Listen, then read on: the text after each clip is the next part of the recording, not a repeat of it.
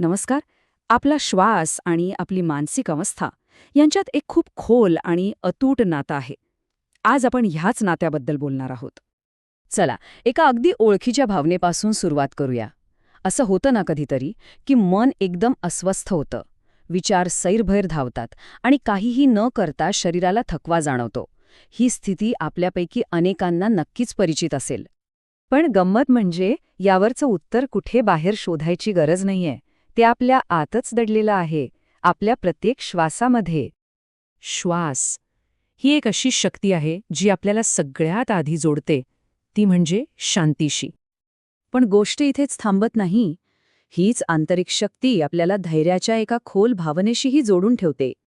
आणि शेवटी ती आपल्याला ऊर्जेच्या अशा एका स्रोताशी जोडते जो आपल्याला एका उच्च आध्यात्मिक पातळीवर घेऊन जातो.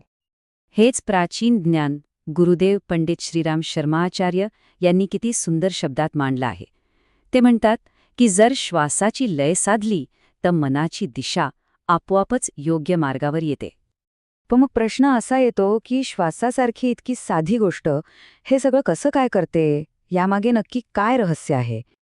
तर याचं उत्तर आपल्या शरीरशास्त्रात आहे. एक दीर्घ श्वास आपल्या शरीराची रिलॅक्सेशन सिस्टम सुरू करतो. विज्ञानाच्या भाषेत याला पॅरासिम्पॅथेटिक नर्वस सिस्टम म्हणतात. सोप्या भाषेत सांगायचं तर हे आपल्या शरीराचं शांत होण्याचं बटण आहे. आता हे काम कसं करतं ते पाहूया. जेव्हा आपण जाणीवपूर्वक श्वास घेतो तेव्हा आपल्या वेगस नावाच्या एका महत्त्वाच्या नसेला चालना मिळते. यामुळे आपली आराम करण्याची प्रणाली सक्रिय होते.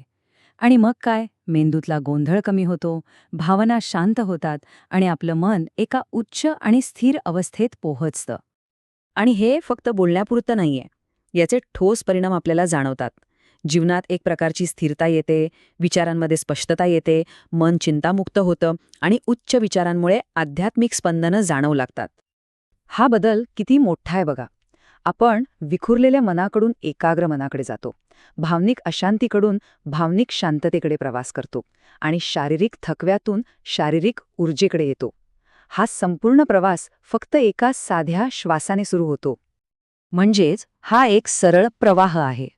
श्वास थेट मेंदूवर परिणाम करतो, मेंदू आपल्या भावनांवर नियंत्रण ठेवतो, भावना शरीरावर प्रभाव टाकतात आणि शरीर सरतेशेवटी आपल्या चेतनेची स्थिती ठरवतं.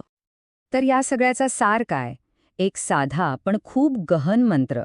जीवनावर प्रभुत्व मिळवायचं असेल तर आधी श्वासावर मिळवलं पाहिजे. श्वास साधला की जीवन आपोआपच साधलं जातं.